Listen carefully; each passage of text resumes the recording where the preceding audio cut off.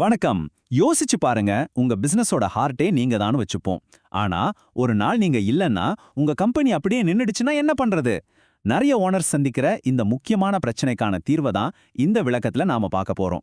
வாங்க, உங்க நிறுவனத்தை தானா இயங்குற ஒரு வளர்ச்சி இயந்திரமா எப்படி மாத்துறதுன்னு பார்க்கலாம். சரி, ஒரு நிமிஷம் யோசிங்க. சும்மா ஒரு 2 நாள் நீங்க லீவ்ல போறீங்கன்னு வச்சுக்கோங்க. உங்க ஆபீஸ்ல எதெல்லாம் அப்படியே ஸ்டாப் ஆயிடும். இது ஏதோ சாதாரண கேள்வி இல்ல. உங்க பிசினஸ் உங்களை எந்த அளவுக்கு சார்ந்து இருக்குன்னு காட்டுற ஒரு கண்ணாடி இது. நிறைய பேர் சொல்ற பதில் என்ன தெரியுமா? மார்க்கெட்டிங் நின்னுடும், பேமெண்ட்ஸ் போகாது வராது, அடுத்து என்ன பண்றதுன்னு பிளான் பண்ண முடியாது, டிசைன்ல ஏதாவது பிரச்சனைனா சரி பண்ண ஆள் இருக்காது, இந்த மாதிரி தான் சொல்லுவாங்க. இதெல்லாம் கேட்கும்போது அடடா இது நம்ம கதை மாதிரியே இருக்கேன்னு உங்களுக்கு தோணுச்சுன்னா நீங்க கரெக்டான இடத்துக்கு தான் வந்திருக்கீங்க. சரி, இந்த பிரச்சனைய உங்க பர்சனல் ப்ராப்ளமா பார்க்காம உங்க பிசினஸோட ஹெல்த் ரிப்போர்ட்டா பார்க்கலாம் வாங்க. உங்க கம்பெனியோட ரிப்போர்ட் கார்டு எப்படி இருக்குன்னு பாத்துறலாமா? இது உங்க பிசினஸுக்கான ஒரு மெடிக்கல் ரிப்போர்ட் மாதிரி தாங்க. இதுல பாருங்க, ஃப்ரண்ட் எண்ட் அதாவது கஸ்டமர்ஸ் பார்க்குற சேல்ஸ் மார்க்கெட்டிங், அப்புறம் பேக் எண்ட் அதாவது பின்னடியில் நடக்கிற ப்ரொடக்ஷன் மாதிரி வேலைகள், அப்புறம் எனேபிளர் அதாவது ஃபினான்ஸ் அட்மின் மாதிரி கம்பெனியை ஓட வைக்கிற விஷயங்கள், இதுக்கெல்லாம் ஸ்கோர்ஸ் இருக்கு. இப்போ பாருங்க, இந்த சிவப்பு மஞ்சள் கலர்ல மார்க் பண்ணியிருக்கிற இடங்கள் எங்க ஜாஸ்தியா இருக்கு, அங்கதான் நம்மளோட கவனம் இப்போ தேவை. அந்த ரிப்போர்ட்ல இருந்து வர்ற இந்த ஒரே ஒரு லைன் பிரச்சனையோட ஆணிவேர் என்னன்னு கரெக்டா காட்டுது.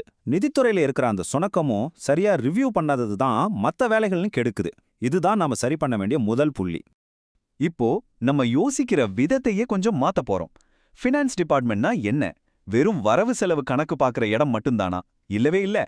அது உங்க கம்பெனியோட வளர்ச்சிக்கு ஒரு ஸ்ட்ராட்டஜிக் பவர். உங்க கம்பெனிக்கு பிரேக்கா இருக்கிற இந்த ஃபினான்ஸ் டிபார்ட்மெண்ட்டை ராக்கெட் மாதிரி போக வைக்கிற எரிபொருளா எப்படி மாத்துறதுன்னு பார்க்கலாம் வாங்க. எனேபிளர் ஃபங்க்ஷன், இந்த வார்த்தையை நல்லா புரிஞ்சுக்கணும். இதுதான் உங்க கம்பெனியோட ஃபவுண்டேஷன். ஃபினான்ஸ், ஹெச்ஆர், அட்மின் இந்த மாதிரி துறைகள் எல்லாம் ஸ்ட்ராங்கா இருந்தா மட்டும்தான் உங்க ப்ரொடக்ஷனும் சேல்ஸும் சூப்பரா வேலை செய்யும். இது ஃபினான்ஸ் துறைக்கு ஒரு பவர்ஃபுல்லான புது ரோலை கொடுக்குது. பாருங்க, ஒரு ஃபினான்ஸ் டிபார்ட்மெண்ட்டோட வளர்ச்சிங்கிறது 3 ஸ்டேஜ்ல நடக்கும்.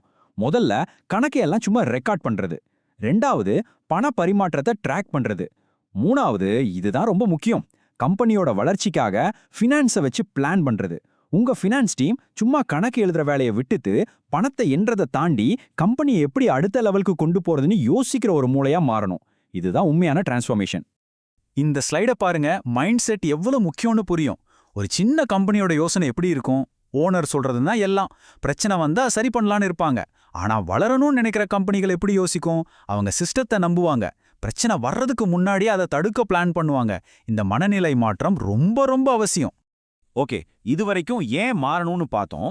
இனிமே எப்படி மாற போறோங்கிறதுக்கான ஒரு தெளிவான ஆக்ஷன் எடுக்கக்கூடிய ப்ளூ பிரிண்ட்டுக்குள்ள போகலாம். உங்க ஃபினான்ஸ் டிபார்ட்மெண்ட்டை மாத்த போற 5 தூண்கள் கொண்ட ஒரு வரைபடம் இது. இந்த ப்ளூ பிரிண்டோட மையமே இந்த 5 பில்லர்ஸ் தான். முதல்ல ஸ்ட்ராட்டஜி, மினிமம் 20% லாபம் சம்பாதிக்கணும்னு டார்கெட் வைக்கிறது. ரெண்டாவது ஸ்ட்ரக்சர், யாருக்கு என்ன வேலை என்ன பொறுப்புன்னு தெளிவா சொல்றது. மூணாவது பீப்பிள், திறமையான ஆட்களை வேலைக்கு எடுத்து அவங்களுக்கு நல்ல ட்ரெய்னிங் கொடுக்கறது. நாலாவது ப்ராசஸ், எல்லாத்துக்கும் ஒரு SOP அதாவது இப்படிதான் செய்யணும்னு ஒரு வரைமுறை உருவாக்குறது. அஞ்சாவது டெக்னாலஜி, ஒரு ERP சிஸ்டம் கொண்டு வர்றது, அதாவது கம்பெனியோட எல்லா வேலைகளையும் ஒரே சாஃப்ட்வேர்லேருந்து கண்ட்ரோல் பண்றது. இந்த 5 சரியா செட் ஆயிடுச்சுன்னா உங்க ஃபினான்ஸ் டிபார்ட்மெண்ட் ஒரு இரும்பு கோட்டை மாதிரி ஆகிடும். சரி, ஒரு சூப்பரான ப்ளூ பிரிண்ட் மட்டும் இருந்தா போதுமா? நிச்சயமா இல்ல. அதை தொடர்ந்து ஃபாலோ பண்ணி சரியா போகுதான்னு கண்காணிக்க ஒரு சிஸ்டம் வேணும். அப்படி ஒரு சிஸ்டம் இல்லைன்னா அந்த ப்ளூ பிரிண்டால ஒரு பிரயோஜனமும் இல்ல. இப்போ அந்த ஃபினான்ஸ் டிசிப்ளினை உருவாக்குற சிஸ்டத்தை பத்தி தான் பார்க்க போறோம். இங்க பாருங்க, இதுதான் பெர்ஃபார்மன்ஸை ட்ராக் பண்றதுக்கான ஒரு கருவி, ஒரு டேஷ்போர்ட். இதுல உங்க லாபம் எவ்வளவு, செலவு எவ்வளவு கம்மியா இருக்கு, கஸ்டமர் கிட்ட இருந்து பணம் வசூலிக்க எத்தனை நாள் ஆகுதுன்னு எல்லா முக்கியமான விஷயத்தையும் பார்க்கலாம். இது உங்க கம்பெனியோட ஃபினான்ஷியல் ஹெல்த்தை காட்டுற கண்ணாடி மாதிரி. ஒன்னு மட்டும் ஞாபகம் வச்சுக்கோங்க, எதை உங்களால அளக்க முடியலையோ அதை உங்களால சரி பண்ணவே முடியாது. இதெல்லாம் தான் அந்த சிஸ்டத்தை நிஜமாக்க போற ரொம்ப ரொம்ப முக்கியமான விதிகள். இதுல எந்த ஒரு காம்ப்ரமைஸுக்கும் இடமே இல்லை. பட்ஜெட் இல்லையா, ப்ராஜெக்ட் ஸ்டார்ட் ஆகாது. இன்வாய்ஸ் இல்லையா, பொருள் டிஸ்பேச் ஆகாது. இந்த மாதிரி விதிகள் உங்க கம்பெனில ஒரு நிதி ஒழுக்கத்தை ஆழமா வேரூன்ற வைக்கும். இந்த முழு சிஸ்டத்துக்கும் பின்னாடி இருக்கிற ஒரே ஒரு தத்துவம் இதுதான். ரிவ்யூ இல்லனா கண்ட்ரோல் இல்ல. சிம்பிள். நீங்க தொடர்ந்து ரிவ்யூ பண்ணிக்கிட்டே இருந்தாதான் எல்லாம் உங்க கண்ட்ரோல்ல இருக்கும். எதை நீங்க ரிவ்யூ பண்றதை நிறுத்துறீங்களோ அது உங்க கைமீறி போயிடுச்சுன்னு அர்த்தம். சரி, இவ்ளோ கஷ்டப்பட்டு இதெல்லாம் பண்றோமே, இதோட கடைசி இலக்கு என்ன தெரியுமா? இது சும்மா ஃபினான்ஸ் டிபார்ட்மெண்ட்டை சரி பண்றது மட்டும் இல்ல, ஓனரான உங்களை ஒரு உண்மையான விஷனரியா மாத்துறது தான் இதோட நோக்கம். இந்த மாற்றம் கொண்டு வர மேஜிக்க பாருங்க.